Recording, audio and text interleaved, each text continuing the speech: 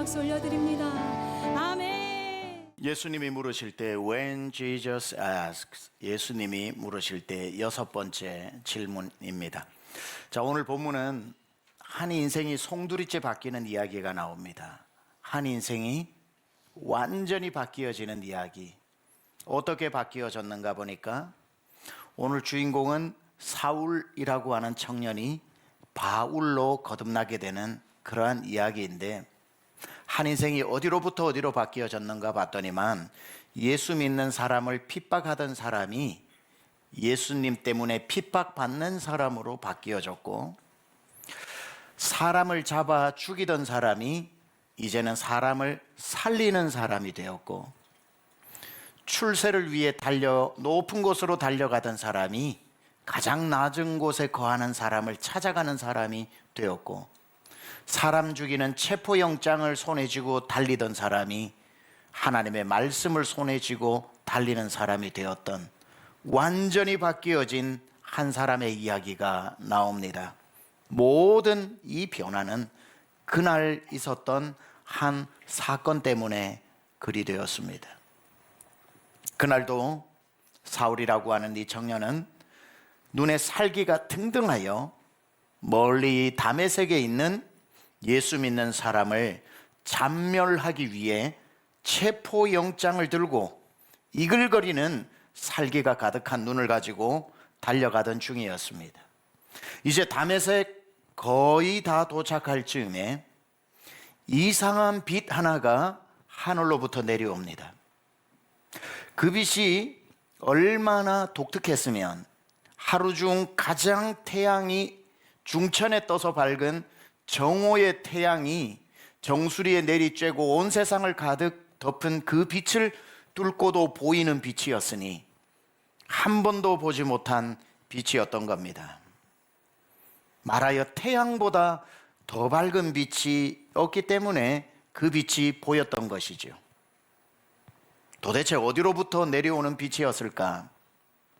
태양은 하늘 중천에 떠서 우주를 밝히며 내리쬐는 빛이라면 지금 이 사울의 청년 앞에 내려오는 빛은 우주 너머에서 하늘을 뚫고 내려오는 빛이었습니다. 어디에서 오는 빛일까요? 제가 전도서 때 계속해서 말했던 해 아래의 세상과 해 위의 세상, 즉 영원한 세상인 올람에서부터 하늘 우주를 뚫고 헤벨의 세상, 허무의 세상으로 내려오는 바로 그 빛을 지금 이 사울이 만난 것입니다. 그 빛이 얼마나 밝았으면 그 빛을 보자마자 눈이 멀어져 버렸습니다. 캄캄한, 천지가 캄캄한 어둠이 되고 말았다는 뜻이지요. 왜 눈이 멀었을까요? 왜 하나님은 그 태양보다 밝은 빛을 내리쬐면서까지 이 사울의 눈을 멀게 하셨을까요? 왜냐하면 지금 이 청년의 눈은 사람을 죽이는 눈이었기 때문입니다. 사람을 죽이러 가는 눈이었기 때문입니다. 그의 눈에는 모두 자기가 이겨야 될 경쟁자들이었고 자기 눈에는 모두 죽여야 할 사람, 그 눈이 그렇게 살기가 가득해서 이글거리고 있었기 때문에 하나님이 태양보다 더 밝은 빛으로 그의 눈을 비추어 눈을 멀게 하여서 더 이상 사람을 죽이는 눈을 가지고 살지 않게 하기 위해서입니다.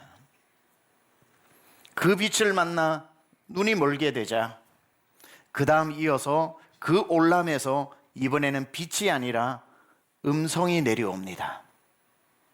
세상 어디에서도 존재하지 않는 소리, 하나님의 빛, 하나님의 소리는 세상의 소리가 아니기 때문에 희한하게 한 번도 듣지 못한 소리가 하늘로부터 올람에서 내려오는데 그 소리가 이렇습니다. 사울아, 사울아.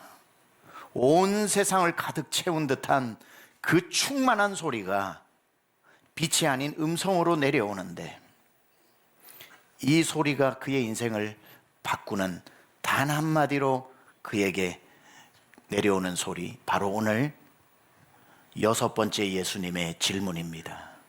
네가 왜 나를 핍박하느냐? 네가 왜 나를 핍박하느냐? 주님의 6번째 질문.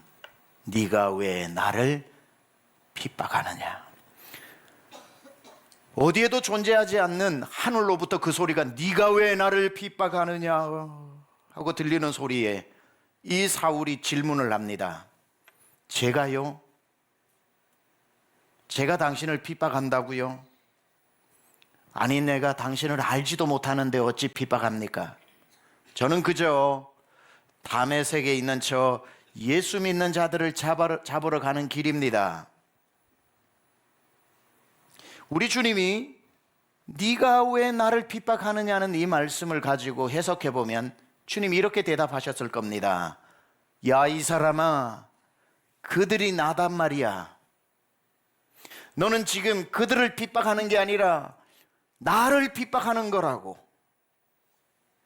너는 사람을 죽이러 가는 길이 아니라 나 예수를 죽이러 가는 길이다. 네가 도대체 누구건데 나를 핍박하느냐?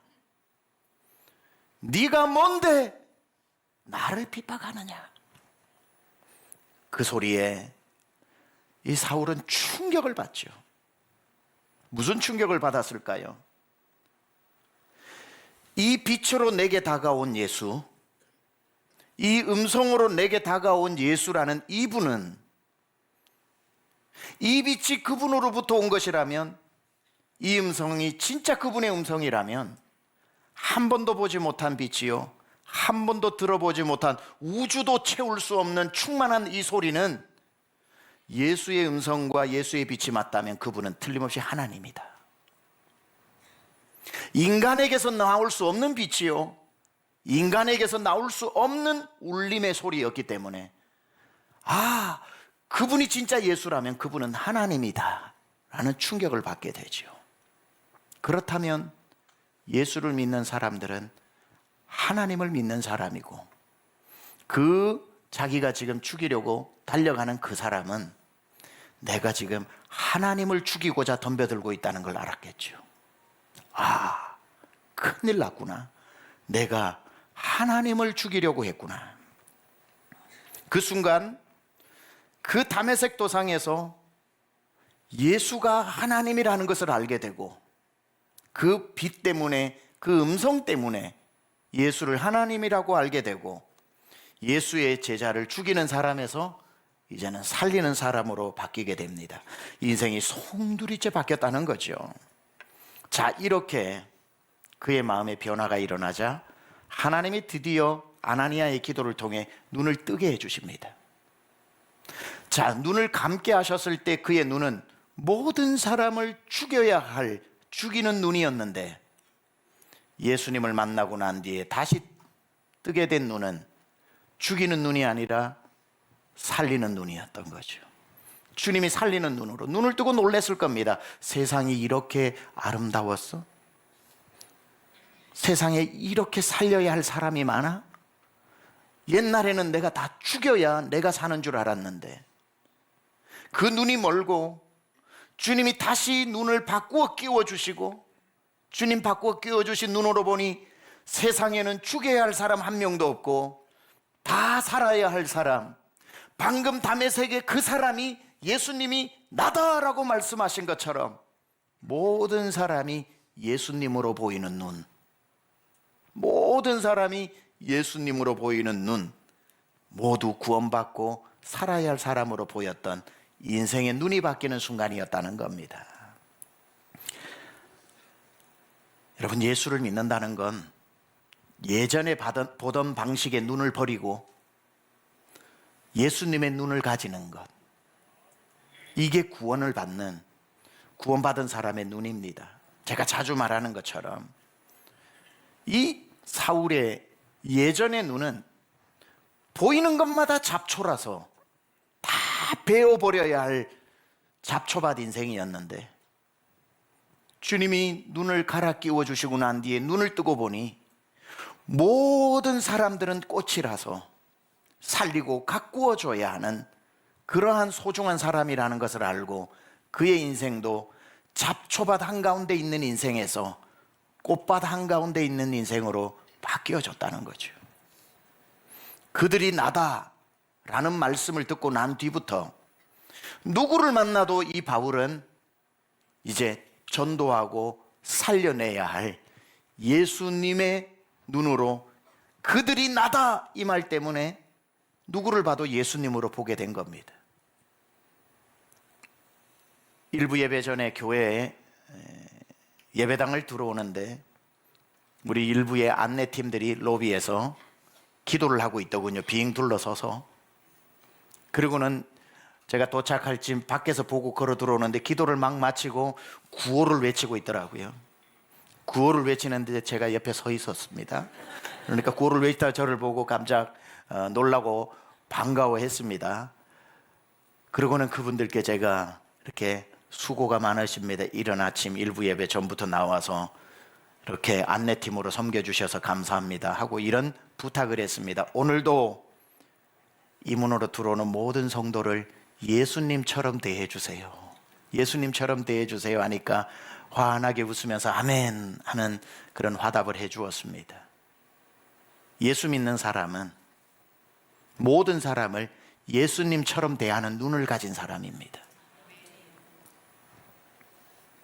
바울은 우리 주님으로부터 야 이놈아, 네가 뭔데 나를 핍박하느냐, 네가 도대체 뭔데 다메섹에 있는 나를 핍박하느냐, 그 질문 하나에 모든 사람을 예수님으로 보는 눈이 열렸다는 말이죠.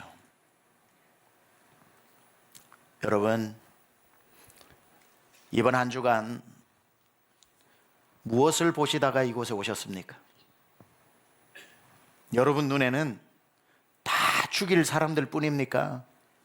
아니면 다 살려야 할 사람으로 보고 오셨습니까? 여러분 주변의 사람을 누구 대하듯 대하다가 오셨나요?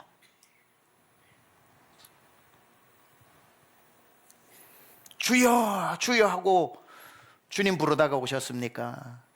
죽여 죽여 하다가 오셨습니까?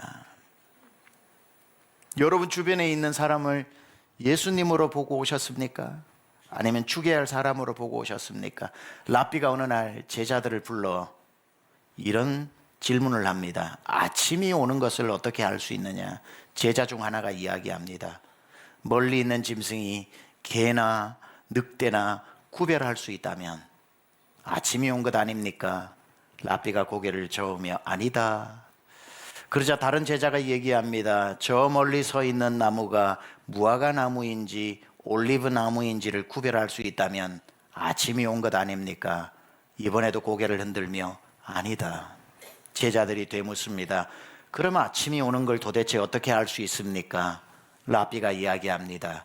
저 멀리서 걸어오고 있는 사람이 형제요 자매로 보이면 그제서야 아침이 온 것이다.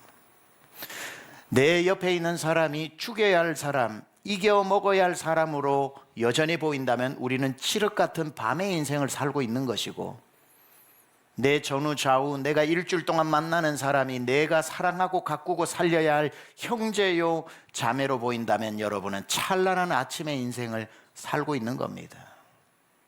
다 베어버려야 할 잡초밭에 사는 것도 내가 선택하는 거고, 꽃밭에 사는 것도 내가 선택하는 것이고, 다 죽여야 할 사람 가운데 사는 것도 내가 선택하는 것이고, 형제 자매들 가운데 사는 것도 내 눈으로 선택하는 것입니다. 바울은 다메섹에 있는 내가 방금 죽이려고 했던 그들이 나 예수다라고 하는 그 말씀을 듣고 난 뒤부터 모든 사람을 예수님처럼 보는, 예수님으로 보는 눈이 열렸습니다. 그러자 사람을 핍박하는 자가 아니라 사람을 살리는 자가 되었다는 거죠. 얼마 전에 제가 한번 간증한 적이 있지만, 저도 가능하면 목회를 할 때, 목회자니까 당연하겠지만 사람을 함부로 대하려고 하지는 않습니다. 어느 사람이 그러겠습니까마는 가능하면 조심해서 대하려고 하고 배려를 하려고 하고, 설교를 할 때도 책망보다는 격려와 칭찬을 많이 하려고 합니다. 가능하면 성도들을 책망으로 목회하는 게 아니라 사랑과 격려로 하려고 하는 마음은 있습니다. 여러분은 어떻게 느낄지 모르겠지만 저는 좀 귀하게 여겨주고 싶어요. 그건 한 가지 저에게 경험이 있어서 그렇죠. 신학교 시절 전도사 때 저 울산 침례교회에서 줄 예배를 마치고 예배를 드리는데 맨 뒤에 아주 노숙자 한 분이 오셔가지고 그냥 밥을 좀 달라고 그러는데 예배 시간이니까 예배 마치고 드리겠습니다 하고 맨 뒤에 있는 자리에, 제 옆자리에 앉혔습니다. 아마 몇 년은 노숙을 한 것 같아서 온몸에 냄새가 얼마나 나는지, 예배 마치자마자 성도님들 불쾌할 수 있으니까 빨리 내려가서 밑에 식당에서 카레라이스 2그릇을 받아오고 김치 1그릇을 받아와서 식당이 아닌 그 앞에 로비에서 둘이 앉아서 김치는 같이 먹고 카레라이스는 따로 퍼서 먹는데 계속 이게 쏠리는 거예요. 드세요. 김치를 같이 이렇게 찢으면서 먹으니까 그 구부러진 손톱도 보이고 그 온몸에 지린내가 얼마나 나는지 몰라요. 그래도 그냥 보낼 수 없어서 막 하면서 먹고 있는 중에 교회 버스를 운전하는 집사님이 나가시다가 저를 보고는 대뜸했던 그 말이 제 삶을 많이 바꾼 거예요. 전도사님, 왜 예수님을 밖에서 식사 대접합니까? 그러더라고요. 왜 예수님을 밖에서 식사 대접하십니까? 이 말을 하시는데 제가 속으로 지가 하지, 이 생각이 좀 드는 거예요. 그럼 지가 하지 왜 그런 말을 하냐? 나도 지금 쏠리면서 하고 있는데. 쑥 지나가면서 예수님? 저는 이분이 변장하고 오신 예수님이라고 생각을 안 해봤거든요. 그저 예수 믿는 사람이니까, 교회니까, 교회 전도사니까 이런 분도 섬겨야 된다. 예수 이름으로. 예수 이름으로 섬기는 분이라는 것까지가 제 맥시멈이었는데, 그분이 농담처럼 하고 지나간 말로 생각해 보니 이분이 진짜 내가 인생을 드렸던 그분, 내가 그렇게 보기를 원했던 그분이라면 오늘 이 모습으로 내게 변장하고 오셨다고 한다면 내가 이렇게 마음에 부담스럽게 이렇게 쏠리는 마음으로 밥을 먹었을까 하는 생각이 문득 싹 스치고 지나가는데 신비한 체험을 하게 된 거죠. 그 생각이 딱 들어오니까 밥 먹는데 속이 괜찮은 거예요. 쏠리는 게 없었어요. 그리고 그렇게 나던 그 지린내가 안 나는 겁니다. 냄새도 안 나고 쏠림도 없이 너무 편하게 가족끼리 밥 먹는 것 같이 먹게 되는, 그때 제가 큰 깨달음 하나를 얻었죠. 예수님의 이름으로 섬기는 게 아니라 예수님이라고 생각하고 섬기는 것이 우리 주님이 더 기뻐하시는 것이다. 아, 이분이 오늘 이분의 모습으로 날 찾아와 주신 예수님이겠다. 예수님 섬기듯이 섬기니 마음도 편하더라, 이 말이죠. 여러분, 예수님이 여러분을 매일매일 찾아오실 때, 자, 우리 역사가 종말이 되었을 때 예수님이 다시 오시는 걸 우리는 예수님의 재림이라고 그러죠. 재림은 역사에 한 번밖에 안 일어나는 사건입니다. 우리는 재림의 예수님을 신부단장하고 기다리고 있어요. 그런데 예수님은 한 번만 오시는 게 아니라 매일매일 우리에게 찾아오십니다. 그걸 재림이 아니라, 재림을 거꾸로 하면 뭐죠? 임재입니다. 임재. 매일매일 우리에게 다양한 모습으로 찾아오신단 말이죠. 절대로 매일매일 예수님이 여러분을 찾아오실 때 그 모습은 어느 집 어느 교회 가도 한두 개 걸려있는 액자 안에 있는 예수님의 그 금발머리에 다듬은 수염에 구릿빛 피부에 광채나는 볼록 솟은 그 이마의 모습으로 오시는 게 아닙니다. 영화 배우 같은 그 멋진 모습으로 여러분을 찾아오면 몰라볼 사람이 어디 있습니까마는 매일매일 주님은 변장하고 찾아오시면서 어떻게 대하는지를 보시다가 함부로 대하면 네가 왜 나를 핍박하느냐, 네가 왜 나를 함부로 대하느냐, 그게 나인 줄 모르느냐 말씀하시는 겁니다. 절대로 우리 주님은 예상한 모습대로 오시지 않는다는 것. 마태복음 25장에 보면 예수님을 잘 대접해서 칭찬받은 의인들의 이야기가 나옵니다. 예수님이 이렇게 칭찬하셔요. 의인들아, 내가 줄일 때에 너희가 먹을 것을 주었고, 목마를 때에 마시게 하였고, 나그네 되었을 때에 영접하였고, 헐 벗었을 때에 옷을 입혔고, 병들었을 때에 돌보았고, 옥에 갇혔을 때에 와서 보았느니라. 이에 의인들이 대답하여 이르되 주여, 우리가 어느 때에 주께서 줄인 것을 보고 음식을 대접하였으며 목마르신 것을 보고 마시게 하였나이까? 임금이 대답하여 이르되 내가 진실로 너희에게 이르노니 너희가 여기 내 형제 중에 지극히 작은 자 하나에게 한 것이 곧 내게 한 것이니라 하시고, 지극히 작은 자, 설마 이 사람이겠는가, 설마 저 사람이겠는가 했던 지극히 작은 자 그들에게 한 것이 그들이 아닌 나 예수에게 한 것이니라. 예수님은 이런 모습으로 우리에게 매일 찾아오셔요. 배고픈 사람의 모습으로, 목마른 자의 모습으로, 헐벗은 자의 모습으로, 환난당한 자의 모습으로, 감옥에 핍박받고 들어가 있는 자의 모습으로, 병든 자의 모습으로, 때로는 나그네의 모습으로 매일매일 여러분을 변장하고 찾아가신다는 거예요.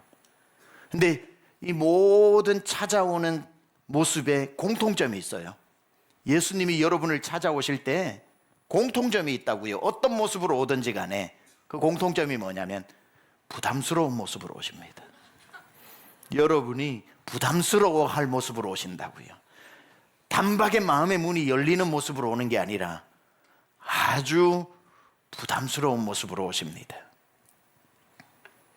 르네 톨스토이의 단편 중에 세 가지 질문, Three Questions라고 하는 단편이 있습니다.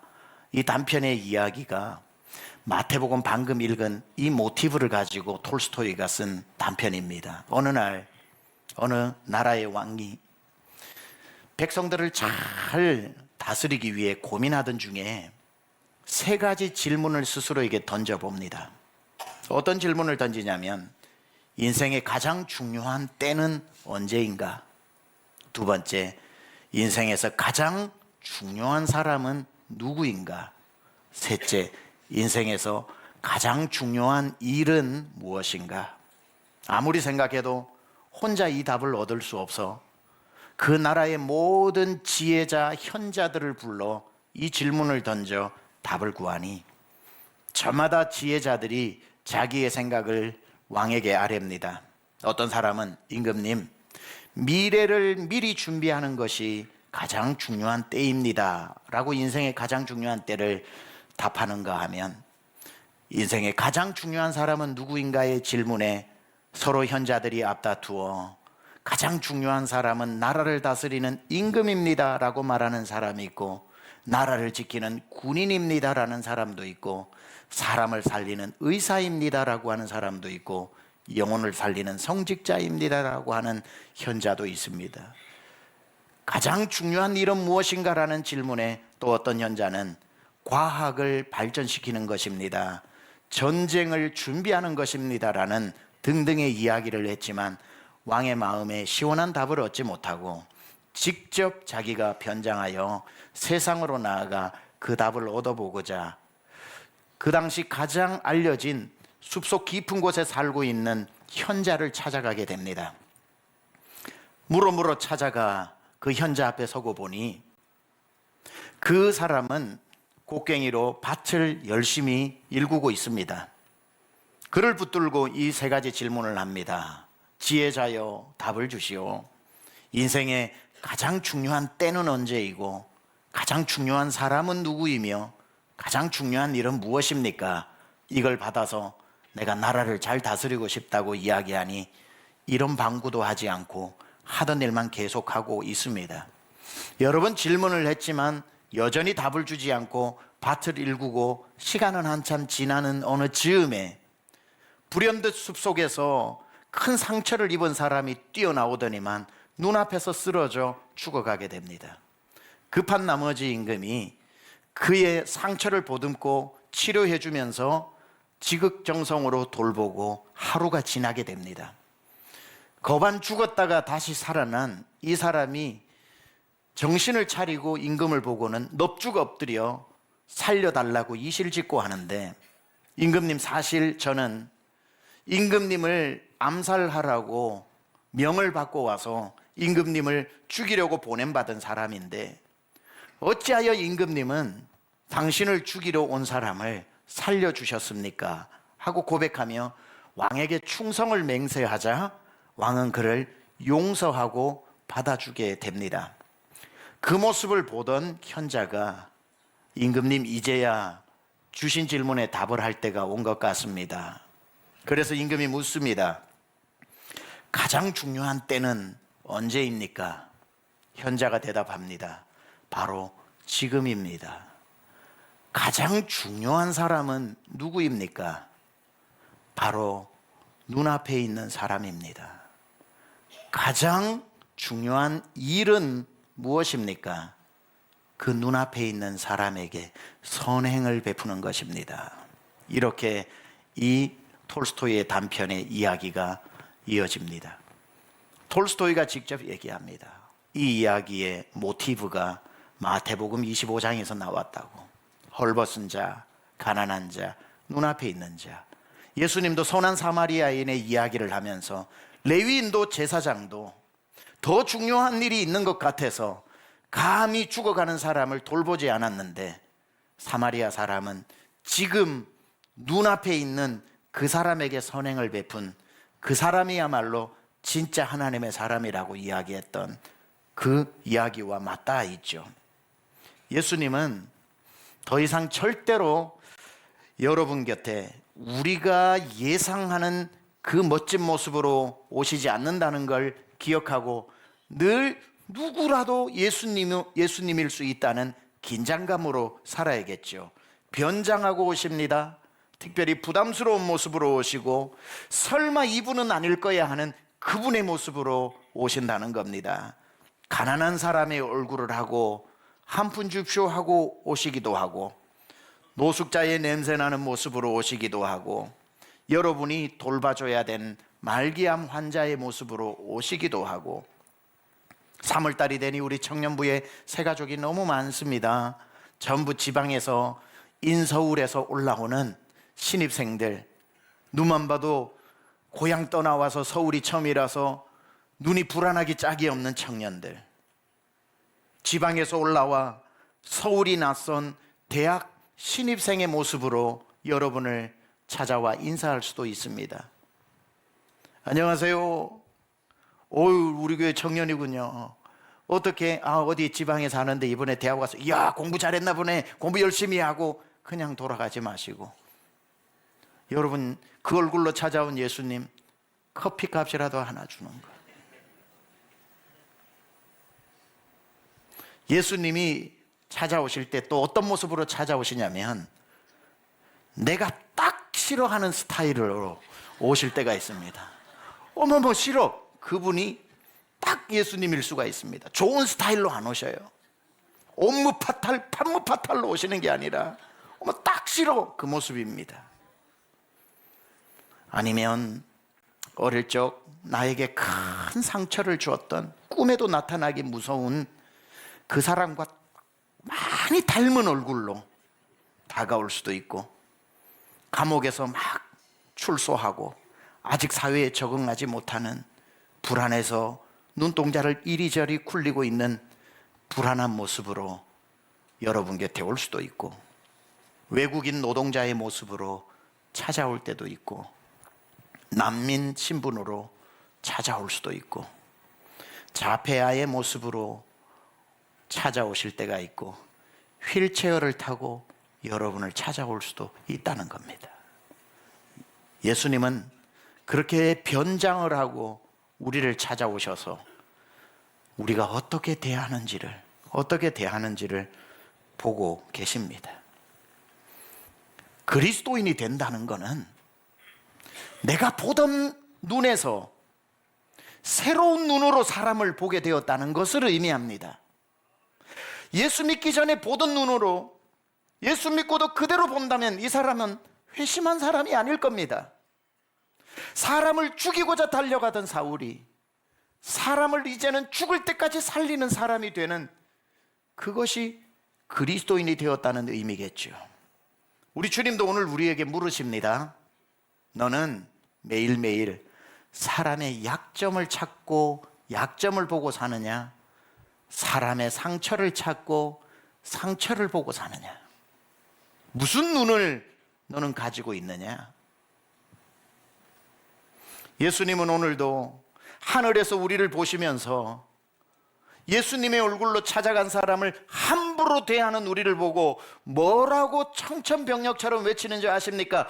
네가 왜 나를 핍박하느냐? 예수님의 6번째 질문, 네가 왜 나를 핍박하느냐? 네가 왜 나를 함부로 대하느냐?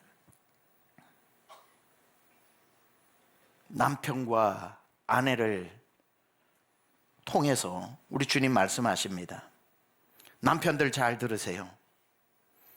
여러분의 아내를 대하는 모습을 우리 주님이 보시다가 함부로 아내를 대하는 모습을 보시면 네가 뭔데 나를 핍박하느냐?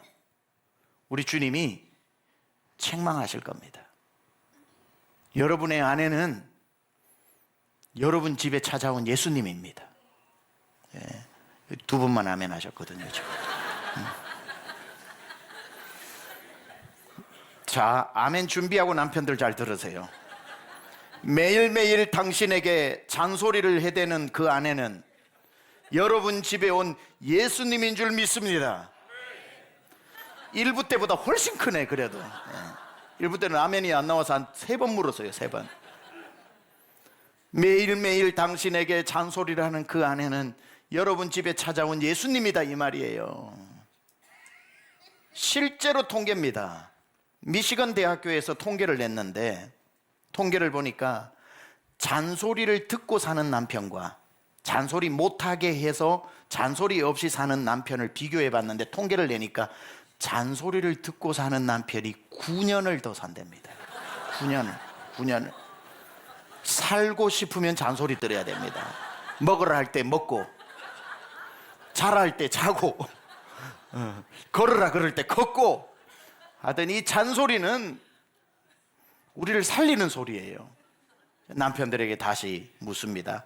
매일매일 당신에게 잔소리하는 그 아내를 예수님으로 대하시기를 축원합니다. 예. 오죽했으면 여성분이 지금 아멘 했어요. 지금